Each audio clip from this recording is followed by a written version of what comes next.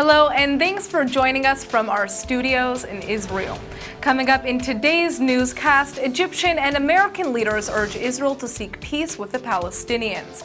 The Israeli Air Force shoots down a drone launched by Hamas, and some Israeli researchers may have found a way to stop breast cancer from spreading. I'm Natasha Kirchak here with the latest news in Israel.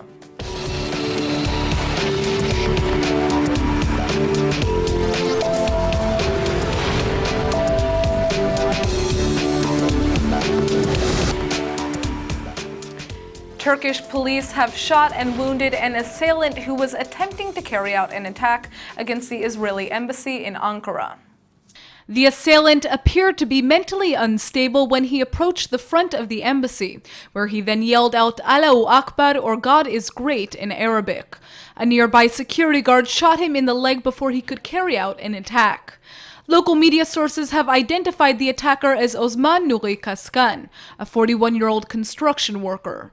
Police are examining his bag and have not yet destroyed it, but the area outside of the embassy has been cordoned off. The Ankara governor's office is confirming reports that the attacker was chanting slogans and carrying around a 30-centimeter knife before being shot. As of now, government officials are claiming he has no links to any terror organization. The Egyptian president deviated from his address to the UN General Assembly yesterday, all in a push to promote peace talks between Israel and the Palestinians. President Abdel Fattah el-Sisi is asking Israelis and Palestinians alike to look at the example set by Egypt's relationship with Israel and to use it as a real opportunity to move towards peace. Egypt was the first Arab country to make peace with Israel in 1979 after the signing of the Egypt-Israel Peace Treaty. And el-Sisi is convinced the Israelis and Palestinians will also be able to live side by side in peace. سيد الرئيس اسمح لي إن أنا أخرج عن النص المكتوب ومن خلال هذا المنبر الذي يمثل صوت العالم إني أتوجه بنداء إلى الشعب الإسرائيلي والقيادة الإسرائيلية في أهمية إيجاد حل لهذه القضية. لدينا فرصة حقيقية لكتابة صفحة مضيئة في تاريخ المنطقة بالتحرك في اتجاه السلام. التجربة المصرية تجربة رائعة ومتفردة ويمكن تكرارها مرة أخرى بحل مشكلة الفلسطينيين وإيجاد دولة فلسطينية لهم بجانب الدولة الإسرائيلية تحفظ الأمن والأمان، تحقق الأمن والأمان للفلسطينيين وتحقق الأمن والأمان للإسرائيليين، تحقق الاستقرار والازدهار للفلسطينيين وتحقق مزيد من الاستقرار والازدهار للإسرائيليين. The Egyptian leaders say the Israeli-Palestinian conflict is at the core of regional instability, which is why Egypt has stepped up to try to restart peace negotiations. In July, Israeli Prime Minister Benjamin Netanyahu praised warming relations with Egypt. Cooperation has improved with the neighboring country since Sisi took power in 2013, and Egypt has started battling Islamist insurgents in the Sinai near its border with Israel. Sisi is commending his country for maintaining stability in the war-torn Middle East. The Egyptian president wasn't the only leader to address the Israeli-Palestinian conflict. American leader Barack Obama used his final speech as president at the UN General Assembly to call for both the Israelis and Palestinians to take actions towards peace. Obama has failed in his efforts to bring about an Israeli-Palestinian peace deal in his 8 years as President of the United States. But the American leader still believes both sides have a chance of overcoming their differences. And surely Israelis and Palestinians will be better off if Palestinians reject incitement and recognize the legitimacy of Israel. But Israel recognizes that it cannot permanently occupy and settle Palestinian land. The United States' latest push to solve the Israeli-Palestinian conflict collapsed in 2014, when U.S. Secretary of State John Kerry failed to push through a deal. American officials have suggested that Obama could put together the rough outlines of a peace deal in diplomatic parlance, after the presidential elections take place in November and he leaves office in January. We seek a future where Palestinians live in a sovereign state of their own, with no limit to what they can achieve. And there's no question that the Palestinians have seen that vision delayed for too long. It is precisely because we believe so strongly in the aspirations of the Palestinian people that America has invested so much time and so much effort in the building of a Palestinian state and the negotiations that can deliver a Palestinian state. But understand this as well. America's commitment to Israel's security is unshakable. Yet analysts believe it will be nearly impossible for Obama to outline a peace deal that will have any effect. Obama hasn't exactly been the most loved American leader by the Israeli government. Many Israelis are still angry with the US-engineered Iran nuclear deal, which they view as a threat to the Jewish state. But Obama has continued to insist that the US will not allow Iran to become a nuclear power. Make no mistake, a nuclear-armed Iran is not a challenge that can be contained. It would threaten the elimination of Israel, the security of Gulf nations, and the stability of the global economy. It risks triggering a nuclear arms race in the region and the unraveling of the Non-Proliferation Treaty. That's why a coalition of countries is holding the Iranian government accountable. And that's why the United States will do what we must to prevent Iran from obtaining a nuclear weapon. Professor Harold Rode is known for having served as an Islamist affairs advisor to the U.S. Department of Defense from 1982 to 2010. And he's an expert at deciphering the many conflicting messages coming from Israel's regional partners. ILTV's Aaron Viner asked the Middle East scholar what the truth is behind Israel's relationship with Egypt and Turkey. In Turkey, there is no freedom. People cannot say what they want. And so reading the press and even talking to people in the streets can be dangerous for them. And so we can't know necessarily what they're thinking then. The only way you can know is by talking with people who've left the country, who won't be quoted publicly and won't be in newspapers because they're afraid. Turkey is living at the moment under a tyranny. And so what do they think about Israel? Whatever what Erdogan wants to do, they're prepared for. Erdogan hates Israel. Erdogan hates Jews. Let's now talk about the situation with Egypt. On one hand, we have President Abdel Fattah al-Sisi, who's offering to host a Middle East peace conference between Israel and the Palestinians. On the other hand, what we just saw in Rio was really rather shocking. It shocked much of the world when the Egyptian judoka, Islam al-Shahabi, refused to shake the hand of the Israeli judoka, Or Sasson, after he lost to the Israeli. The peace that Israel has with Egypt is between governments, the government of Israel and the government of Egypt, not between the peoples of Egypt and Israel. The people of Egypt, first and foremost, are concerned about their daily lives. They don't think about Israel all that much. Do they want Israel gone? On some abstract level, the answer is yes. It's not a Muslim state. This state, the state of Israel, is on territory which the Muslims believe is theirs. Once Muslims conquer a territory, it's Muslim forever. And there is no compromise on that. There's only temporary solutions, ceasefires, if you wish. So the people of Egypt aren't particularly interested. The most important characteristic in Middle Eastern culture is honor. Honor is what other people say about you, not what you actually do. And so, from an Egyptian point of view, number one, by shaking the hand of an Israeli, he is sort of defaming the honor of the Egyptians, of the Muslims, because that means he's accepting Israel's right to what Muslims think is Muslim territory. The state of Israel the land of Israel is part of the Muslim world from a Muslim point of view. And Jews have no right to rule here. Jews can live as politically and social inferiors. So can Christians. Muslim lands must be ruled by Muslims.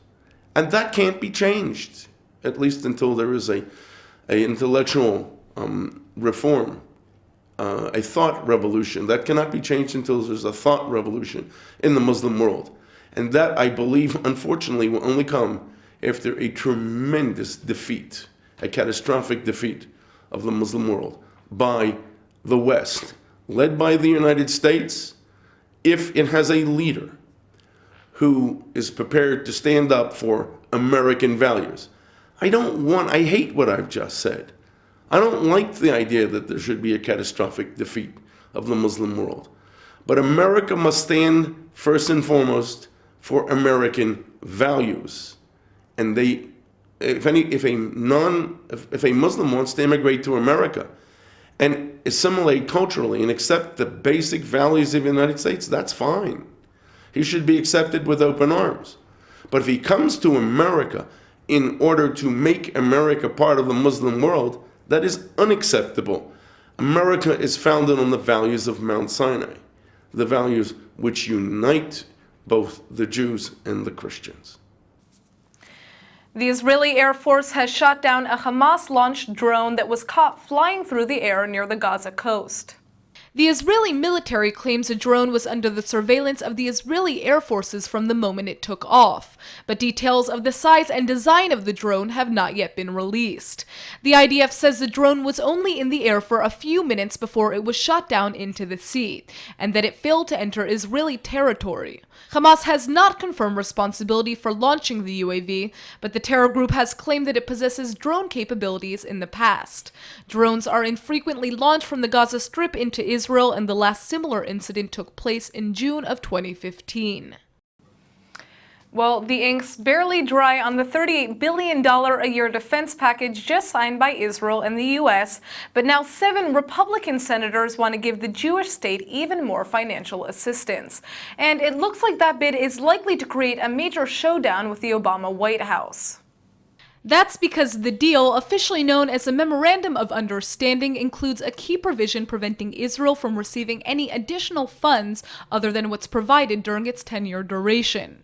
But Senators Lindsey Graham, Kelly Ayotte, John McCain, and Ted Cruz say they're going to overturn that clause in new legislation co-sponsored by Marco Rubio, Roy Blunt, and Mark Kirk. Graham, who has significant influence over the foreign aid budget as chairman of a Senate allocation subcommittee, is leading the charge. The South Carolina legislator says he won't stand for attempts by the Obama administration to neuter Congress, as laid out by the USIsrael Aid Agreement by undercutting the House's ability to appropriate money. And not only do the GOP lawmakers want to see Israel get another $1.5 billion in military aid, they're also demanding the reinstatement of several of the U.S. sanctions against Iran that were lifted in accordance with last year's nuclear deal. The past week has been extra challenging for the Israeli defense system in what seems to be a new wave of Palestinian terror against the Jewish state. Today, the IDF had to deal with a new threat, this time from Gaza. Joining us today in the studio is Brigadier General Meir Eligon to shed some light on the latest developments. Thanks so much for coming in. Thanks for having me. So, it's been relatively quiet in Israel until now, and it seemed like the last wave of terror was behind us. So what happened? Well, I would please use your word, relatively quiet, okay? This is the story of this country, right? Has been for so many years now. So it's up and it's down, and it's relatively quiet, and then it's relatively coming up again. And the good thing about it, the bad thing is that it happens, of course, which is unfortunate to a degree. But on the other hand, we have to look at it in perspectives. So I don't think that we are very excited about that. We are very worried about that. We don't like it, of course. Mm-hmm. We wish it didn't happen, but this is part of our life, and we go on. Was it sparked by anything? Is it just the fact that we're coming upon the Jewish holidays? From what I remember, the last wave of terror began last October, September, That's correct. October. In the middle, yeah. As a matter of fact, pretty much at the same time of the year. I think that it is somewhat superfluous to look for or to search for specific reasons for that. We have to understand we're living in a certain situation which has been going on for a long time. It's 50 years of occupation already, very close.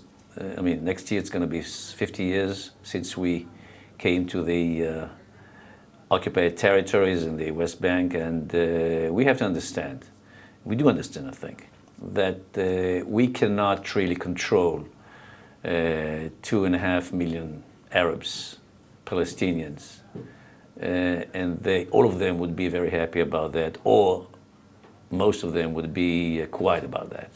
So we have to understand that from time to time, people would do unkind things to us so as to indicate their displeasure with the situation. We have to understand it. We understand it. We take it into consideration. I don't think that the present situation, even if you count the entire period of 12 months since last October, last September, even if you do that, and we had some rougher times in the beginning of this period of 12 months, it was bad enough, but it was not so bad. We contain it, we fight it, we stand up to it. We are in a relatively, let's put it this way, in a position to respond to it in kind. So before we get into how we should be responding to this, how the state of Israel should be responding to the current violence, today a drone was shot down by the Israeli Air Forces. It was Hamas launched over the Gaza coast. What are we supposed to be expecting now in the future, since now we understand that Hamas obviously has improved its capabilities? Yeah, well, I don't know what to expect for the future. Unfortunately, I don't have the capacities to know for sure what's going to happen. But let me be very clear about it. I mean, our hostile relations with Hamas have not ended. We are still in a conflict with them. They are absolutely, completely hostile. They do not accept any gesture on our part, even if we try again and again to make some, so as to ease the situation. Basically, they are deterred right now, 2 years after the last round in the summer of 2014. But deterrence is something that would not last forever. And the story between us and Hamas is still an open story, a bloody story, an open story, and we have to expect to be faced with another round, with the same dilemmas that we had in the past, already 3 years since 2007, and the last 3 ones were, to my understanding, not the last ones. Now, we just signed a new defense agreement with the United States, $38 billion that Israel will be receiving over the course of the next 10 years, starting in 2019. Will this defense aid help us in any way in combating the type of terror that we're seeing right now? Absolutely, absolutely. First of all, I have to stress very strongly that I think that this agreement, actually this grant that the American taxpayer has been kind enough to extend to the State of Israel is a very, very serious indication of the very special relations between the two countries. I think that the U.S. people, the American people, the U.S. Congress, the administration, President Obama really expressed by this agreement and by other steps taken throughout the years their very, very special relations, very special kinship, alliance, I would say, with the State of Israel. And this is a very important basis for the security of the State of Israel. I think that apart from our own strength, our own standing, our own conviction, I think that the second most important thing in our defense in different kinds of scenarios is our special relations with the United States. And I think that people sometimes argue about this article in the agreement, this sum of money, the other sum of money. This is really, as important as it is, it's not really the crucial thing. The essential thing is for us to understand and appreciate and give thanks, for this tremendous support of the United States, which is so important for us in our daily life and our security environment. So specifically to the question that you asked, there is a very, very important component in this, just to name one, in this agreement or understanding.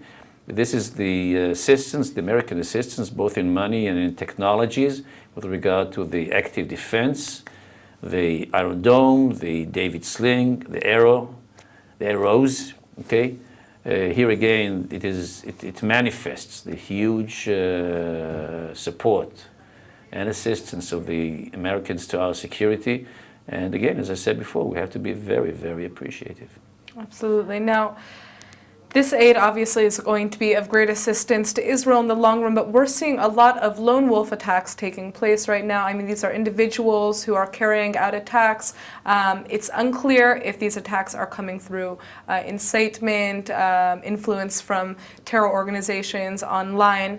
What steps should the Israeli defense system be taking in combating these people and stopping them from carrying out these attacks? Okay, so this is a very serious question, of course, and I think that we are doing basically what we have to do. In other words, surveillance, intelligence, and more precise intelligence is the name of the game. We have to understand what's happening. We have to know what's happening, what's coming up.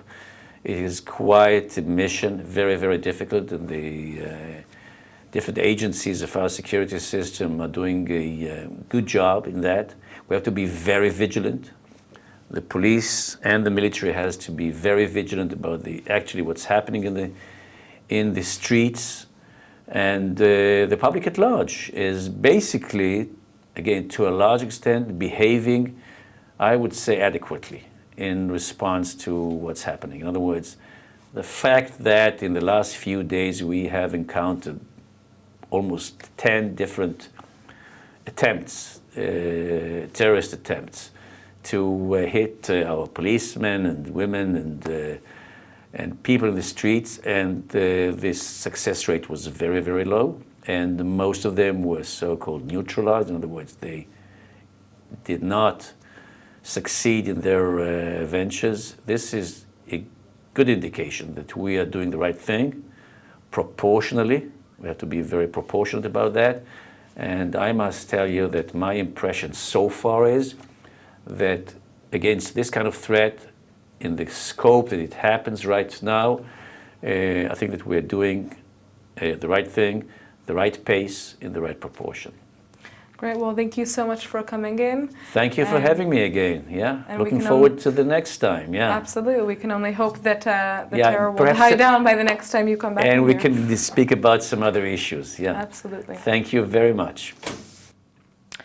The tremendous advances in medicine and technology haven't done much to extend the lives of women who suffer from breast cancer, and their fatality rates have remained very high over the years.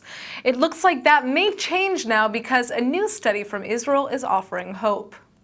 Tel Aviv University's Sackler School of Medicine has just completed a promising study on mice that may have just as great of an effect on humans.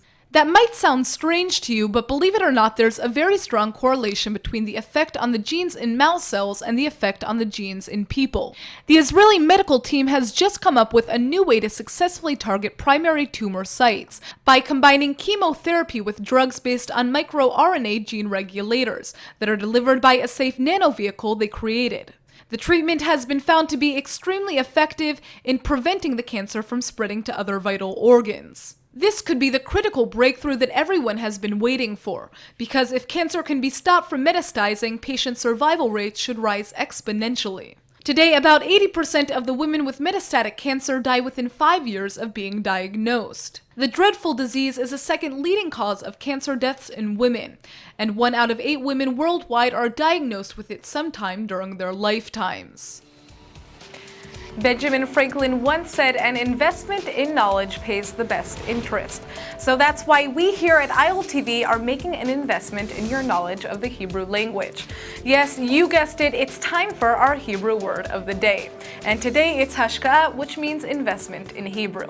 Israel is the place to make a hashka'a because the tiny Jewish state is known as a startup nation, and it's for good reason. Israel has more startups per capita than any other country in the world, so if you're looking to make a hashka'a in an up-and-coming company, look no further. Now, you don't necessarily have to be a businessman to make a good hashka, or businesswoman for that matter. In Israel, if you want to compliment somebody for doing a good job, you can say, "Eze hashka," or "What an investment." And if you're taken out on a romantic date, you should thank your partner for the hashka, because by pampering you, your loved one is essentially making an investment in your happiness. So make your own hashka in making the people around you feel special, because in the long run, we believe your interest will only keep on growing. All right, let's go ahead and take a look at the weather forecast. The weekend is just around the corner. Thursday is expected to be partly cloudy with a high of 85 degrees. For the first time in a long time, we should be seeing some rain on Friday, with the temperature dropping down to 81. All right, everybody, that's it for today's news. Today's exchange rate is 3.78 shekels to the American dollar. Remember to sign up for our daily newsletter at iltv.tv, and don't forget to check out our next update at 8 p.m. Eastern Time. Thanks for watching, and see you tonight.